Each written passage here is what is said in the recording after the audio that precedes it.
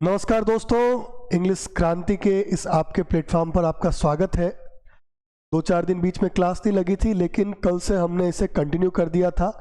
कल की जो हमारी क्लास थी वो थी पीवाईक्यू के ऊपर बेस्ड, अपने आप में इम्पोर्टेंट क्लास थी। हमने क्या किया था, 2008 से लेकर 2024 तक 11 पेपर आरपीएससी के सेकंड ग्रेड के अवेलेबल है वेबसाइट पर। तो वहाँ से हमने क्या किया, ईडियम्स और प्रोवर्ब जितने भी आ रखे हैं उनको एक ही वीडियो के अंदर कंपाइल करके उसका एक कंप्लीट वीडियो सेशन किया, और उसका पीडीएफ है जो अभी थोड़ी देर के अंदर आपको टेलीग्राम चैनल के ऊपर अपने मिल जाएगा। ठीक है ना। अभी जो इंडियन राइटर की हम सीरीज कर रहे थे उसे कंटिन्यू करेंगे। उससे पहले एक चीज़ और बता देता हूँ कि जल्द ही आपको 1-2 दिन के अंदर अंदर फर्स्ट ग्रेड को लेकर एक बड़ा अनाउंसमेंट आपके लिए मैं करने वाला हूं, और हमेशा की तरह मेरी कोशिश यही रहेगी कि आपको निःशुल्क और फीस से आज़ादी वाला बैच ही हम स्टार्ट करेंगे। वहां पर हम फर्स्ट ग्रेड में जो भी सिलेबस आता है उसे पूरा कंप्लीट करने की कोशिश करेंगे। तो अभी के लिए 2-3 दिन आप थोड़ा वेट कीजिए, दिवाली तक इसे सब चीज़ें कंफर्म हो जाएगी। अभी हम सेकंड ग्रेड को कंटिन्यू करते हैं। 4 क्लासेस हमारी हो चुकी है। हमने सरोजिनी नायडू, रविंद्रनाथ टैगोर, अमिताभ घोष और रविंद्रनाथ टैगोर को निपटा दिया है। और अब अपने को करना क्या है, इनको वो एक कहानी मैंने आपको बताई थी ना, फेरा नहीं था, तो फेरते रहना है, रिविजन करते रहना है। मल्टीपल टाइम्स रिविजन होगा तो चीज़ें याद रहेगी, दिमाग के अंदर क्लिक करेगी जब हम एग्जाम पेपर सॉल्व कर रहे होंगे, एग्जामिनेशन हॉल के अंदर बैठे होंगे। अदरवाइज आप ये निश्चित मानिए कि आपका अमिताभ घोष का सीओ पॉपीज है, वो हो सकता है कि आर के नारायण के अंदर जाके घुस जाए, और आर के नारायण का अगर कोई नॉवल है तो हो सकता है गाइड है जो रविंद्रनाथ टैगोर में घुस जाए। और रविंद्रनाथ टैगोर का चलो गीतांजलि तो आप सबको याद रहता ही है, अगर वहाँ पर उनका कोई ऐसा नॉवल है जो सीधे से नहीं पता चल रहा है तो निश्चित तौर पर वो दूसरे राइटर के साथ में घुस जाएगा। तो ये जो कंफ्यूजन होगा माइंड का वो क्लियर होगा रिवीजन से। अब रिवीजन पे मैं जोर इसलिए दे रहा हूँ क्योंकि 4 क्लासेज हो चुकी है, आज 5वीं हो जाएगी, और कुछ ही दिनों के अंदर आपके 15 इंडियन राइटर भी कंप्लीट हो जाएंगे। तो लाजमी है कि रिवीजन करते जाएं। ये पीवाईक्यू भी हम इसके अंदर भी साथ में लेते हुए चल रहे हैं कि एग्जाम में क्या आया, ऐसे ही क्लास नहीं लेते। एग्जाम के अंदर जो आता है या आ चुका है उसके ऊपर आधारित अपना क्लास रहता है। तो मतलब ये क्लास कौन सी है, सिलेक्शन वाली क्लास है। ठीक है ना दोस्तों। तो आज हमारा फीस से आज़ादी निःशुल्क बैच का क्लास नंबर 5 है। एक क्लास जो कि पीवाईक्यू का, उसका सेपरेट आपको प्लेलिस्ट मिलेगा। जितना सिलेबस है सेकंड ग्रेड का, हर एक चैप्टर वाइज उसका, टॉपिक वाइज उसका पीवाईक्यू कराया जाएगा। तो फिलहाल के लिए इसका प्लेलिस्ट अलग है जो कि है इंडियन राइटर से, इंग्लिश लिटरेचर इंडियन राइटर, वहाँ मिलेगा आपको। तो ये 5 नंबर वीडियो है, और एक हम पीवाईक्यू मैराथन कर चुके हैं ईडीएम का। अच्छा जी, एक और अनाउंसमेंट आपके लिए, ये मेरा व्हाट्सअप नंबर है, ठीक है ना। तो आपकी जो भी क्वेरी है आप इस पर मुझे व्हाट्सएप कर सकते हैं। मेरा हालचाल पूछने के लिए कोई मैसेज नहीं करेगा मुझे। अभी जो पिछले वाला आप पर नंबर काम में ले रहे थे, इसे काम में नहीं लेना है आप इंग्लिश के लिए, ठीक है ना। इसे इंग्लिश के लिए हम काम में नहीं लेंगे, हम काम में लेंगे इस नंबर को। तो कोई भी स्टूडेंट, पिछले नंबर पे कुछ स्टूडेंट मुझे भेज रहे थे good morning, good night sir, good afternoon sir, तो इतने मैसेजेज आते हैं, ये पॉसिबल नहीं है कि आपको गुड मॉर्निंग का रिप्लाई दे। इवन मैं देखता ही नहीं हूँ कि आपने गुड मॉर्निंग भी किया है क्या। फिर आपका कोई सिंसियर मैसेज भी होगा ना, वो भी पढ़ा नहीं जा पाएगा। तो आपका प्रॉपर अगर कोई क्वेरी है तो आप उसको व्हाट्सएप पे डालिए। मैं जब भी एक साथ में व्हाट्सएप देखता हूँ दिन में, उस समय जब देखूंगा आपका जवाब दे दूंगा। बाकी कमेंट सेक्शन के अंदर भी मैं जनरली जवाब दे देता हूँ, ठीक है ना दोस्तों। तो करना क्या है, व्हाट्सएप करना है, कॉल नहीं करना है, व्हाट्सएप करना है। ज़्यादा कुछ हो जरूरी तो आप कॉल कर सकते हैं, ठीक है ना। तो अभी के लिए आगे बढ़ते हैं। आगे हमारा मुल्कराज आनंद। तो मुल्कराज आनंद के अंदर हमारा पहला ही क्वेश्चन आ गया हमारा पीवाईक्यू का। पहला ही हमारा क्वेश्चन आ गया पीवाईक्यू का। तो ये आपका PYQ है 2022 सीनियर टीचर एग्जाम के अंदर पूछा गया है। क्वेश्चन क्या है, क्वेश्चन पे चलते हैं। ही is acclaimed, he is acclaimed, acclaimed मतलब क्या हो गया, प्रशंसित। अक्लेम्ड मतलब क्या हो गया, प्रशंसित। He is acclaimed for his depiction of societal behaviour towards people belonging to the poor and unprivileged class and caste of India. He is none other than, देखिए ये व्यक्ति है, कोई व्यक्ति है, ये अक्लेम्ड है, प्रशंसित है, किसके लिए, ये पुअर की बात करता है, गरीबों की करता है, अनप्रिविलेज्ड वंचितों की बात करता है, and caste of India, India के कास्ट वगैरह की बात करता है। मतलब सोसाइटी के इश्यूज कोई अगर उठाता है तो वो कोई नहीं है, नन अदर देन मुल्क राज आनंद। हमारे जो 15 राइटर्स हैं उनके अंदर अगर सोसाइटी के इश्यू सबसे ज़्यादा उठाए जाएंगे आपके, तो आंसर होगा आपका मुल्कराज आनंद। तो मुल्कराज आनंद इसका एकदम सही जवाब हो जाएगा। अब मुल्कराज आनंद के अंदर और क्या चीज़ हमें ध्यान रखनी है, देखिए एक मैंने आपको, जब हम RK नारायण पढ़ रहे थे तब मैंने बताया था एक आपको term,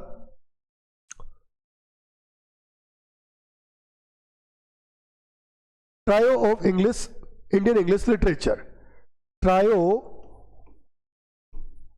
of Indian English literature, ये मैंने आपको बताया था। अब ये trio of Indian English literature या बिग थ्रीज, ये तीन कौन है, देखिए एक तो आपके हो गए मुल्कराज आनंद, ये खुद ही हो गए, ठीक है। दूसरे कौन होंगे, दूसरे हो गए आपके नारायण, कौन नारायण, RK नारायण। और तीसरे कौन हो गए आपके राजा राव। क्वेश्चन कैसे आएगा, क्वेश्चन आएगा इनमें से कौन trio of Indian English literature में शामिल नहीं है, या फिर ये सारे के सारे इनमें से एक ऐसा कौन सा है जो trio of Indian English literature में शामिल है। तो हमको ध्यान में रखना है मुल्कराज आनंद, RK नारायण और राजा राव, ये तीनों के तीनों क्या है, तीनों के तीनों है trio of Indian English literature, या फिर बोल दो बिग थ्रीज, या फिर बोल दो ट्रिनिटी, या मतलब हिंदी में बोलो तो अपने त्रिदेव हैं इंडियन इंग्लिश लिटरेचर के। अपने सिलेबस में कौन है, मुल्कराज आनंद हमारे सिलेबस में है, बढ़िया से पढ़ेंगे, नारायण हमारे सिलेबस में है, ठीक है। आगे बढ़ते हैं, और नारायण का तो नॉवल है द वेंडर ऑफ स्वीट्स, ये अपने फर्स्ट ग्रेड के सिलेबस के अंदर भी है। अब फर्स्ट ग्रेड की भी थोड़ी थोड़ी साथ में बातें होती रहेगी, लेकिन ये वीडियो डेडिकेटेड है हमारा सेकंड ग्रेड के बच्चों को।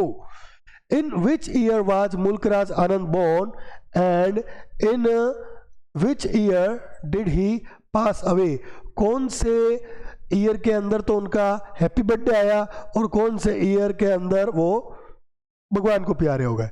देखिए 12 दिसंबर 1905, 28 सितंबर 2004 इनका जन्म हुआ, आपका पेशावर के अंदर जन्म हुआ आपका, ठीक है। जन्म कहाँ हुआ इनका, पेशावर में हुआ।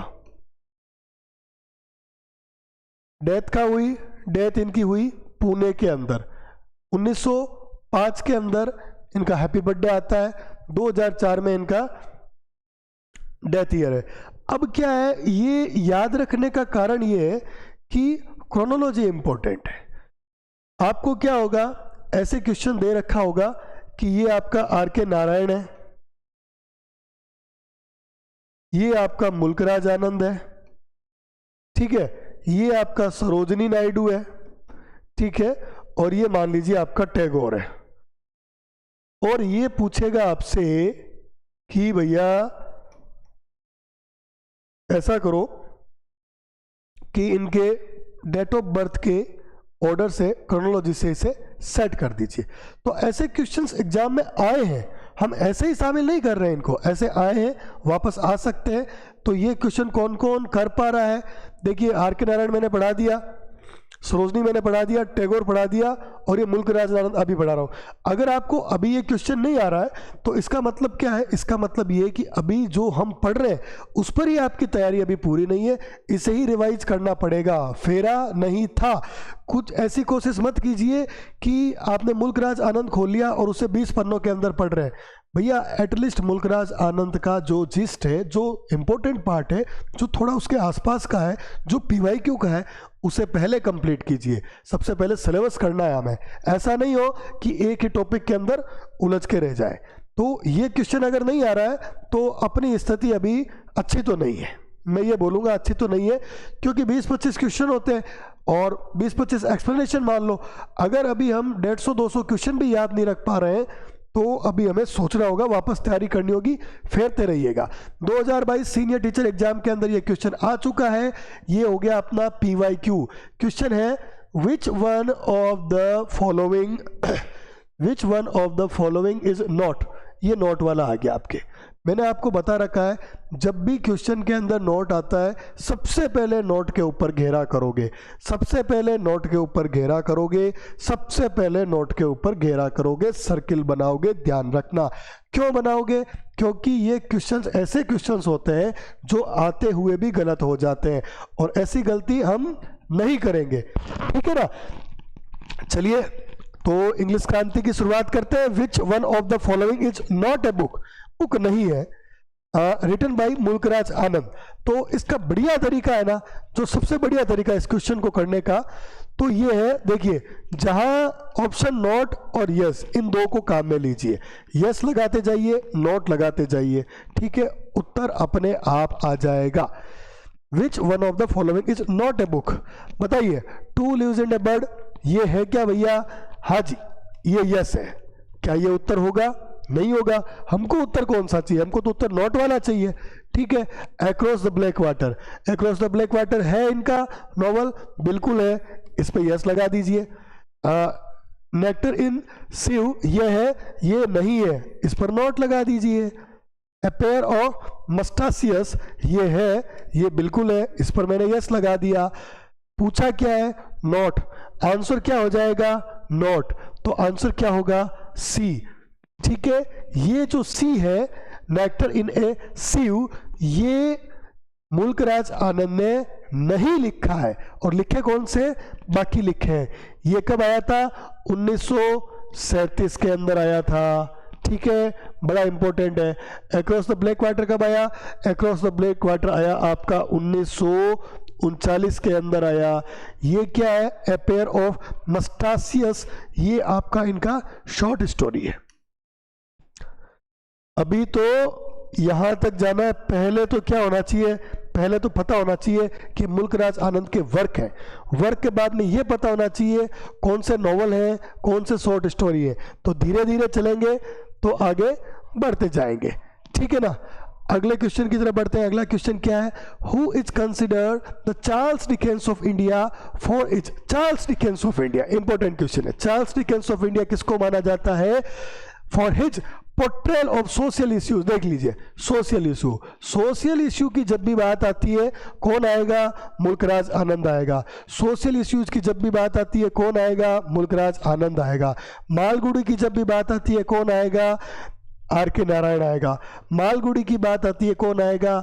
आर के नारायण आएगा, ठीक है। अमिताभ घोष की बात आती है तो कौन आएगा? एबिस्ट्रोलॉजी आएगी। एबिस्ट्रोलॉजी में कौन सी है?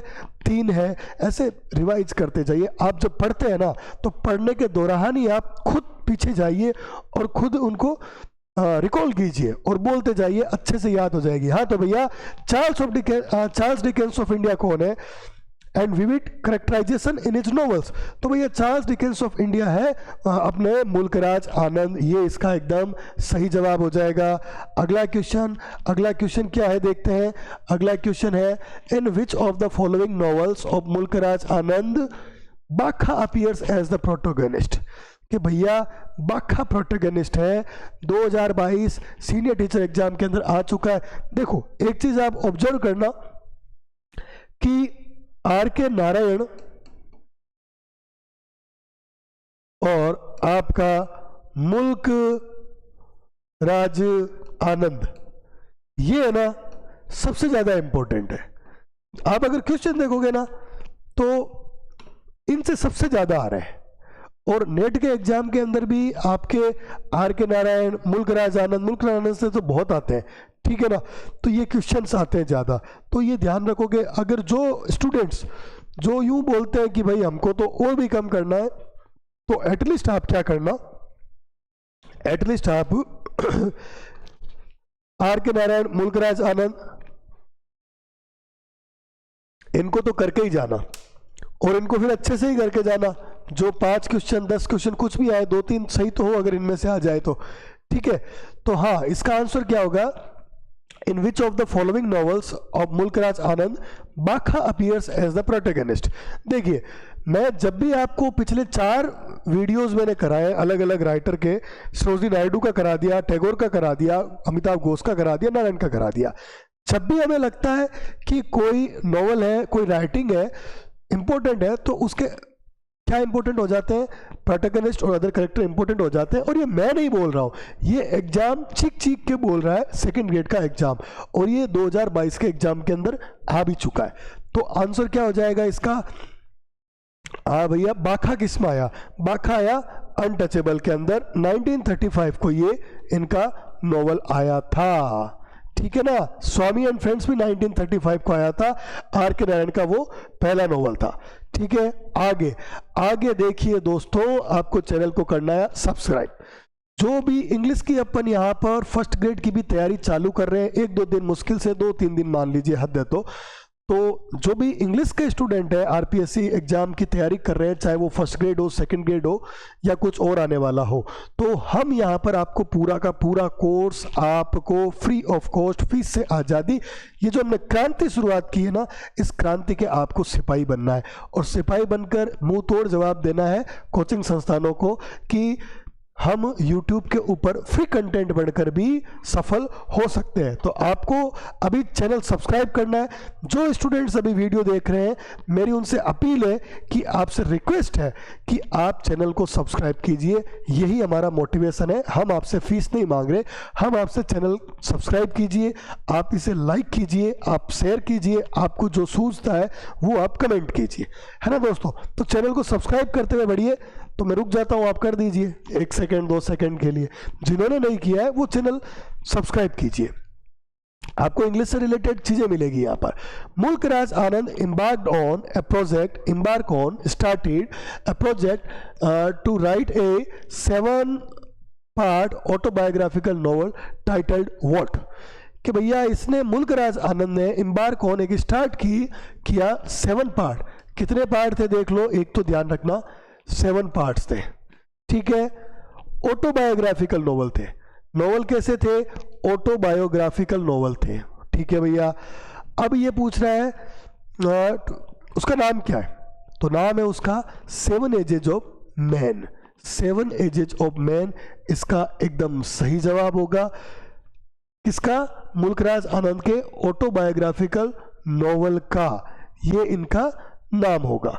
आगे बढ़ते हैं, आगे इसके अंदर डिटेल में आ जाते हैं। Mulk Raj Anand begin his 7-part autobiographical novel series. देखिए 7 पार्ट का था, पहला क्या याद रखोगे, ऑटोबायोग्राफिकल नोवेल था। क्या था, ऑटोबायोग्राफिकल नोवेल था। कितने पार्ट में था, 7 पार्ट में था। कितने पार्ट में था, 7 पार्ट में था। क्या था, ऑटोबायोग्राफिकल नोवेल थे। कब आया, 1951 में आया। नाम क्या था, 7 एजेज ऑफ मैन था। नाम क्या था, 7 एजेज ऑफ मैन था। पार्ट कितने थे, 7 पार्ट थे। नेचर कैसा था, ऑटोबायोग्राफिकल था, ठीक है। But completed only 4 parts. कितने क्वेश्चन बन रहे हैं यहाँ पर देखिए, केवल 4 पार्ट ही कंप्लीट कर पाया। ऑटोबायोग्राफिकल पहला बन गया, 7 पार्ट थे दूसरा बन गया, ठीक है। और आपका नाम क्या था, 7 एजेज ऑफ मैन, तीसरा क्वेश्चन बन गया। पूरे कितने करे, 4 ही पार्ट्स पूरे करे, तो ये बन गया चौथा question. Which of the following is the correct sequence of the completed part. जो कंप्लीट किया उनका आपको क्या बताना है, उनका आपको बताना है सीरीज। उनका सीरीज क्या होगा, आपका ये होगा, ए इसका आंसर होगा 7 summers, morning face, confession of A lover, the bubble. तो 7 समर्स कब आया था आपका, 7 समर्स आपका आया था 1951 के अंदर। ये कब आया था, 1968 के अंदर। इसको साहित्य अकादमी अवार्ड कब मिला, मॉर्निंग फेस को, इसको मिला भैया 1971 के अंदर। ठीक है, मॉर्निंग फेज को मिला था।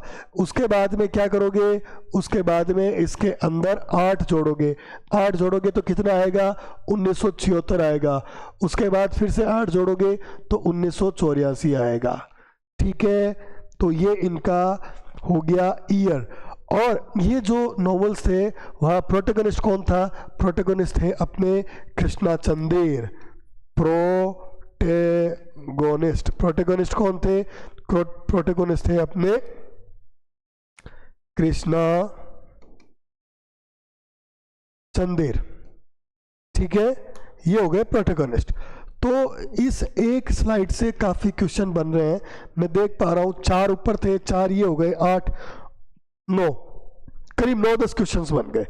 तो हम क्वेश्चंस एक नहीं कर रहे हैं, हम एक क्वेश्चन के साथ में कई क्वेश्चन कर रहे हैं, आप ये ध्यान रखिएगा। ठीक है ना, आगे बढ़ते हैं। आगे क्या बोल रहा है, विच British literary figure supported and helped Mulk Raj Anand in publishing his work. कि भैया एक मैंने आपको बार बार बताया, कोई बाहर के राइटर का नाम आ जाता है साथ में तो वो इंपॉर्टेंट होता है। ठीक है ना, तो विच British literary figure supported, support किया, ठीक है, और आपका and helped Mulk Raj Anand in publishing his work. तो इसका आंसर होगा आपका E.M. फोस्टर। E.M. फोस्टर इसका सही जवाब होगा। ठीक है, आगे बढ़ते हैं। आगे क्या बोल रहा है भैया, ये आगे बोल रहा है विच among the following is not. 2016 के अंदर क्वेश्चन आ रखा है। देखिए मुल्कराज आनंद से भर भर के क्वेश्चन आ रहे हैं, आर के नारायण से भर भर के क्वेश्चन आए थे। Which among the following is not authored by Mulk Raj Anand. Mulk Raj Anand ने कौन सी बुक नहीं लिखी, तो भैया वापस वही तरीका अपने तो। ठीक है, क्या आ गया, नोट आ गया। नोट आता है तब क्या करते हैं, घेरा करते हैं। नोट आता है तब क्या करते हैं, घेरा करते हैं, घेरा करते हैं, घेरा करते हैं। बार बार इसलिए बोल रहा हूँ कि 10 में से 2 से 3 स्टूडेंट इस क्वेश्चन को या ऐसे क्वेश्चंस को आते हुए भी गलत करके आते हैं, तो वो काम अपने को क्या नहीं करना है, बिल्कुल नहीं करना है। चलो आ जाओ, नोट आ गया। अनटचेबल है क्या, ये तो पूछ रहा है विच among the following is not authored bye मुल्क। अनटचेबल है, हाँ जी, यस है ये तो। अपोलॉजी फॉर हीरोइज्म है, बिल्कुल है, ऐसे थे इनके। ठीक है, यस है। Two leaves in a bird है, बताइए, two leaves in a bird है, two leaves in a bird भी है, नॉवल है इनका। ठीक है, और the bachelor of arts, the bachelor of arts किसका है, द बैचलर ऑफ आर्ट्स अपना है नॉट, ये नहीं है। तो पहले तो आंसर क्या हो जाएगा, डी हो जाएगा। तो भैया ये किसका है, देखो अनटचेबल तो अपना 1935 में आया था, क्या था, ये एक नोवेल था। ठीक है ना, ये नोवेल था। ये क्या थे, ये आपके ऐसे थे। ठीक है, उसके बाद में क्या आया, two leaves in a bird. Two leaves in a bird क्या आया आपका, 1937 के अंदर आया। ये यहाँ का बता रहा हूं मैं, है ना। Two leaves in a bird 1937 में आया, और ये भी क्या था, ये भी आपका नोवेल था। ठीक है, द बैचलर ऑफ आर्ट्स है ना, दिस इज सेकेंड इंस्टॉलमेंट है, second novel of the Arknights trilogy है, सेकेंड नॉवल है, second novel of R K Narayan's trilogy. R K Narayan की जो ट्रिलॉजी थी, Swami and friends, the bachelor of arts, the English teacher, ये 3 novel थे, उसमें से सेकंड है ये वाला, रिवीजन के लिए लिख दिया। ठीक है ना, तो ये नहीं होगा, आंसर ये हो गया इसका। पूछा क्या है, नोट। नोट पे क्या करोगे, घेरा करोगे। और ये क्वेश्चन कैसे करोगे, यस यस यस नोट, ऐसे करोगे तो क्वेश्चन सही करोगे। अगर आता है तो पक्का सही करोगे, अगर नहीं आता है तो वैसे ही फिर होना ही नहीं है, वो तो वैसे ही। अब थोड़ा सा एक बार यहाँ क्वेश्चन में एक और आया था, अनटचेबल की भी बात की अपन ने, अभी करेंगे अनटचेबल की भी बात। Two leaves in a bird आया, two leaves in a bird भी अपने आप में एक इंपॉर्टेंट नॉवल है। तो ये क्या है, एक story is based in the tea plantation of Assam है। स्टोरी किसके ऊपर बेस्ड है, टी प्लांटेशन जो आसाम के अंदर होता है उसके ऊपर है। तो मैं थोड़ा इसके बारे में लिख देता हूँ आपके लिए। टू लीव्स, ये एंड ए बर्ड है, इन नहीं है, टाइपिंग मिस्टेक हो गया है, आपका हो गया two leaves and a bird. ठीक है, ये क्या हो गया, ये तो आपका हो गया नॉवल, ठीक है। आया कब था, 1937 के अंदर आया। Story is based on tea plantation in Assam, tea plantation of Assam, tea plantation of Assam, Assam के जो टी प्लांटेशन हुआ है, क्वेश्चन ऐसे आ सकता है एक्चुअल में, इसलिए लिख रहे हैं कि भैया ये आपका टी प्लांटेशन ऑफ आसाम हुआ, ये किस नॉवल के अंदर बात की है, तो वो two leaves and a bird के अंदर बात की। इस क्वेश्चन पे क्यों आए, इस क्वेश्चन के ऊपर आने का एक कारण है, मतलब सॉरी इस नॉवल पे क्यों आए, क्योंकि यहाँ पर एडेप्टेशन हुआ है। क्या हुआ है, एडेप्टेशन हुआ है। एडेप्टेशन का मतलब क्या हो गया कि आपने नॉवल लिखा और आपके नॉवल के ऊपर कोई टीवी शो, वेब सीरीज या मूवी बन गई।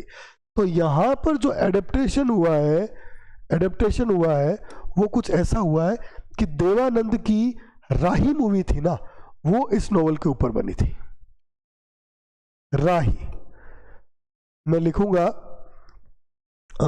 देवानंद की मूवी थी राही, देवानंद की मूवी, देव आनंद की, सॉरी देवानंद, देवानंद उसे शॉर्ट में बोलते हैं, देव आनंद मूवी थी ये, ठीक है। इसका नाम था राही। क्यों पूछ रहे हैं, क्यों बता रहे हैं, क्योंकि आया था अभी एग्जाम में मंजू कपूर वाला क्वेश्चन, तो मैं एडेप्टेशन अब छोड़ूंगा ही। एक बार अगर एग्जाम में आ गया ना तो फिर बार बार आने का चांस बनता भी है, और इसी को ही द वे फारर, ये इंग्लिश के अंदर आई थी ये मूवी, ठीक है ना। इंग्लिश के अंदर मतलब टू लीव्स एंड बर्ड के ऊपर इंग्लिश में आई ये मूवी और हिंदी में आई ये मूवी, तो ये ध्यान रखोगे। एक और चीज क्या छोड़ रहे हैं, एक सबसे इंपॉर्टेंट चीज हम छोड़ रहे हैं कि भैया ये तो हम छोड़ते ही नहीं है वैसे ही, तो ये हो गया अपना गंगू। गंगू कौन हो गया अपना, गंगू हो गया अपना प्रोटेगोनिस्ट। प्रोटेगोनिस्ट कौन है, गंगू है। कब आई, 1937 में आई। स्टोरी किसके ऊपर बेस्ड थी, स्टोरी थी टी प्लांटेशन ऑफ आसाम के ऊपर बेस्ड थी। एडेप्टेशन हुआ कि नहीं हुआ, हुआ जी हुआ। कौन सा हुआ, देवानंद की मूवी आई थी राही, उस पे हुआ। इंग्लिश में क्या नाम था, द वे फारर, द वे फारर, ये इनकी इंग्लिश की मूवी का नाम था। प्रोटेगनिस्ट कौन था, तो प्रोटेगनिस्ट था अपने, कौन था प्रोटेगनिस्ट, गंगूबाई थे प्रोटेगनिस्ट, ठीक है ना। आगे बढ़ते हैं। What connection did James Joyce, what connection did James Joyce, एक का नाम तो है James Joyce and Mulk Raj Anand share, दोनों के अंदर क्या रिलेशन है भैया बताइए। तो इसका पहले तो आंसर होगा Mulk Raj Anand was influenced by Joyce's writing style. जो नैरेटिव टेक्निक थी जेम्स जॉयसी की, स्ट्रीम ऑफ कॉन्शसनेस था, उससे ये बड़े प्रभावित थे। तो डी इसका आंसर होगा। ये कैसे लिखते थे, स्ट्रीम ऑफ कॉन्शसनेस, ठीक है। ये इनका राइटिंग स्टाइल था, किसका था, जेम्स जॉयसी का था। नैरेटिव टेक्निक यूज में करते थे। स्ट्रीम ऑफ कॉन्शसनेस से जेम्स जॉयसी के राइटिंग स्टाइल से, मतलब जॉयसी का राइटिंग स्टाइल क्या हो गया, स्ट्रीम ऑफ कॉन्शसनेस, ठीक है। तो स्ट्रीम ऑफ कॉन्शसनेस से बोल दो या जेम्स जॉयसी से बोल दो या नैरेटिव टेक्निक से बोल दो, इन्फ्लुएंस थे, कौन थे, मुल्कराज आनंद थे। ये हमारे सिलेबस के अंदर भी है। इसको जब मैं लिटरेचर का पार्ट कराऊंगा तो बढ़िया तोड़ तोड़ के बताऊंगा। अभी के लिए मैं आपको एकदम सिंपल वर्ड्स के अंदर स्ट्रीम ऑफ कॉन्शसनेस का मतलब बता दूं। देखो, करेक्टर्स थॉट एंड फीलिंग्स, कोई भी करेक्टर है, चाहे आप में कुछ भी है, तो thought and feelings as they happen in a realistic and non linear ways, मतलब जो फीलिंग आती है, जो थॉट आता है, वो जैसे जैसे घटित हो रहा है, अगर वैसे वैसे ही दिमाग में आए तो उसको बोलते हैं स्ट्रीम ऑफ कॉन्शसनेस। जैसे घटित हो रहा है वैसे ही दिमाग में आ रहा है, एकदम रियलिस्टिक आ रहा है और नॉन लीनियर है। देखो, एक तो लिटरेचर में होता है लीनियर, एक होता है नॉन लीनियर। नॉन लीनियर के अंदर क्या होता है, इसका नॉन लीनियर का बता देता हूं आपको, क्योंकि फिर वो ज्यादा लंबा हो जाएगा।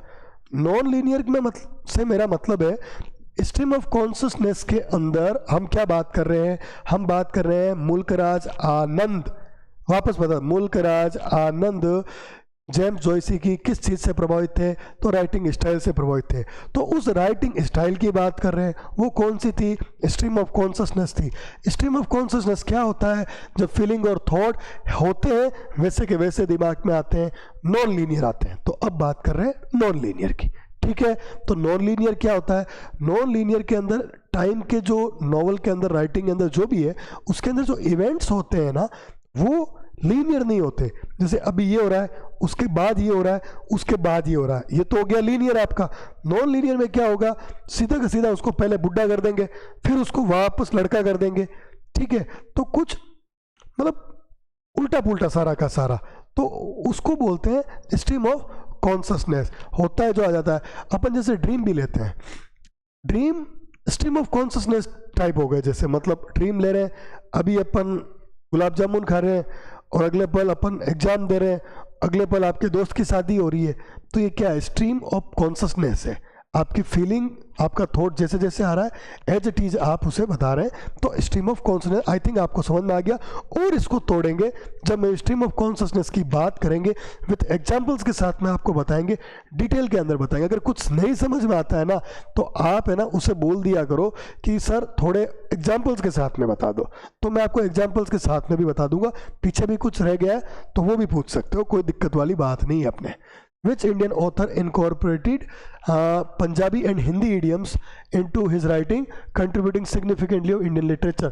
कि भैया ये था ही अपने पेशावर का, तो पंजाबी तो बोलनी थी इसको।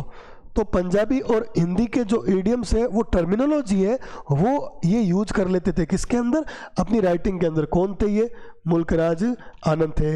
ये इसका सही जवाब हो जाएगा। आगे बढ़ते हैं। What is the name of the protagonist in Untouchable? Untouchable के अंदर प्रोटोगनिस्ट कौन है भैया, ये बता दो। अनटचेबल के अंदर प्रोटोगनिस्ट कौन है, अनटचेबल के अंदर प्रोटोगनिस्ट है बाखा। कौन है, बाखा। अनटचेबल की बात करें थोड़ी, ये तो इसका हो गया, प्रोटोगनिस्ट हो गया, ये तो आपको पता ही चल गया। आया कब था, 1935 में आया था, ठीक है। ये बाखा क्या था, ये बाखा था क्या, ये बाखा था स्वीपर, झाड़ू वगैरह निकालता, लेट्रिन साफ करता था, सफाई करता था, ठीक है। प्रोटोगनिस्ट बाखा है, एक स्वीपर है। थोड़े से इसके अदर कैरेक्टर की बात कर लेते हैं। देखो इसकी आप समरी खुद पढ़ेंगे, एक एक की समरी बताने से वीडियोस ज़्यादा लंबे हो जाएंगे। अनटचेबल की आप समरी पढ़िएगा, इंपॉर्टेंट है। अब इसके अंदर कौन कौन है, देखो लाखा, इसको याद रखना भी आसान है। बाखा हो गया, लाखा और राखा, लाखा राखा, बाखा हो ही गया। सोहिनी इसकी बहन, किसकी, बाखा की बहन। लाखा पिताजी, राखा भाई, ठीक है। और गांधी जी भी इसमें आ रहे हैं। गांधी जी नहीं तो गांधी जी के वो क्या कहते हैं, वो प्रवचनों से ही तो ये मतलब इसको मोटिवेट हुआ, यूँ कह दीजिए, कुछ भी कह दीजिए। मतलब गांधी जी के ये सुनता था, जो जो वो बोलते थे ना तो वो बड़ा ध्यान देता था। कौन देता था, बाखा देता था। मैं आपको समरी नहीं बताने वाला, समरी आपको खुद से करनी पड़ेगी, ठीक है ना। एक और था RN बशीर। देखिए है तो खूब सारे, लेकिन जो इम्पोर्टेंट समझ में आ रहे हैं ना तो वो ये है लाखा राखा, इसका थोड़ा विशेष ध्यान रखना। सोहिनी का ये बेन थी, ठीक है। इसको मंदिर के अंदर इसके साथ में छेड़छाड़ हुई वगैरह। एक इंटरेस्टिंग सी स्टोरी है जो हमारे समाज का आईना दिखाती है, ठीक है ना। हमें लगता है कि हम चीज़ें ऐसी नहीं होती है, लेकिन जो वास्तविकता होती है वो अलग होती है। मुल्कराज आनंद जैसे राइटर आते हैं और वो बताते हैं, हमें आईना दिखाते हैं कि देखिए समाज ऐसा है, ठीक है। तो इस सोहिनी के साथ में क्या घटनाक्रम हुआ, ये लाखा राखा ये क्या क्या करते थे, बाखा के साथ में क्या क्या हुआ, क्या दिक्कतें आई। फिर लास्ट में इसने सोचा कि भाई ऑटोमेटिक, भाई स्वीपर था, लेट्रिन वगैरह साफ़ करते थे, अब तो ऑटोमेटिक ऐसी मशीन आएगी, उनसे ही हमारा कल्याण होगा। तो अपने आप में बड़ी ज़बरदस्त एक इसकी स्टोरी है। समरी आप पढ़ लीजिएगा, ठीक है। The major social issue is addressed in untouchable. Untouchable के अंदर क्या है? Caste discrimination. बिल्कुल बिल्कुल, ये सबसे इंपॉर्टेंट क्वेश्चन मान लीजिए आप इसको, इंपॉर्टेंट है। कास्ट डिस्क्रिमिनेशन की बात करता है, क्या करता है? अनटचेबल करता है। ठीक है ना दोस्तों, आगे बढ़ते हैं। आगे क्या है? Who is the protagonist of मुल्क राज आनंद नॉवल कूली?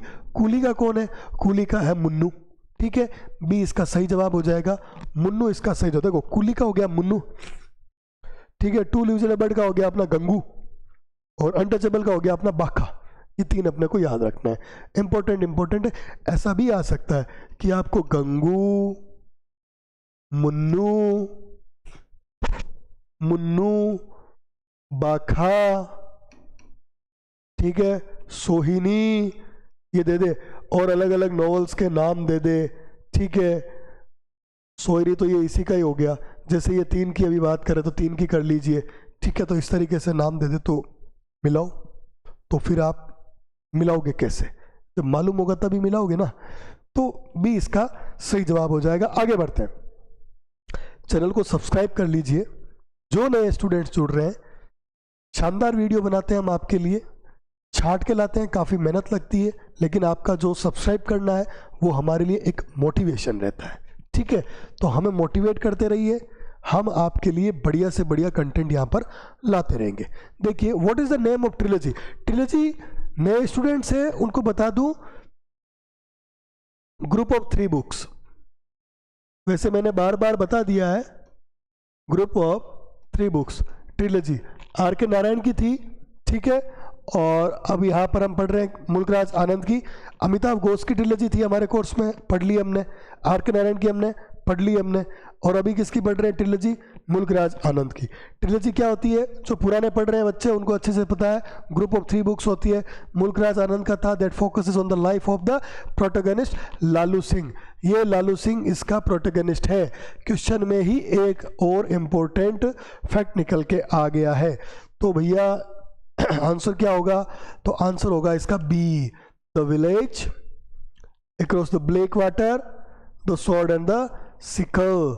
ये इसका 3 हो गया, ये इनका क्रम हो गया 39, 40 और 42।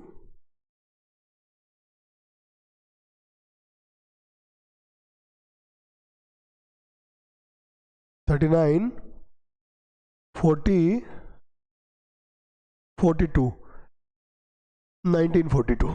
ठीक है, तो ये इनका क्या हो जाएगा? ये आपका इनका हो गया ईयर, ये हो गई ट्रिलॉजी। इसकी मैंने एक ट्रिक बना रखी है, वो ये है, लालू के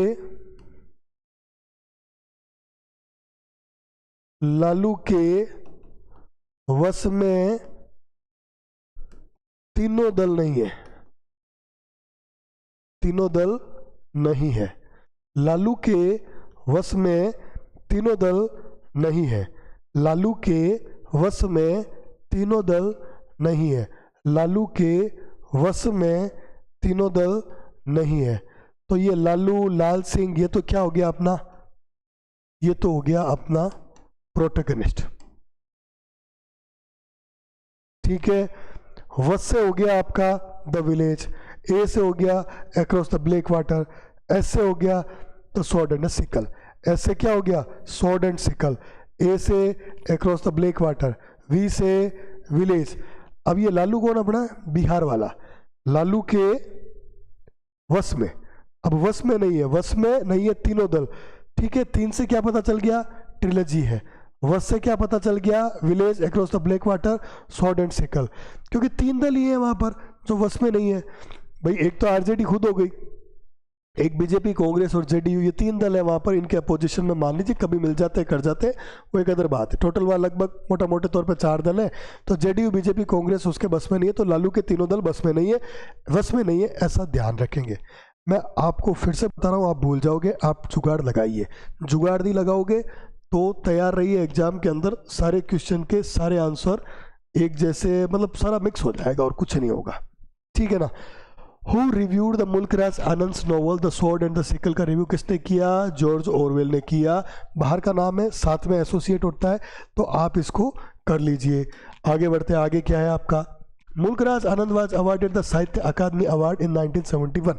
देखिए 1968 के अंदर मॉर्निंग फेस लिखा था ऑटोबायोग्राफिकल नॉवल था।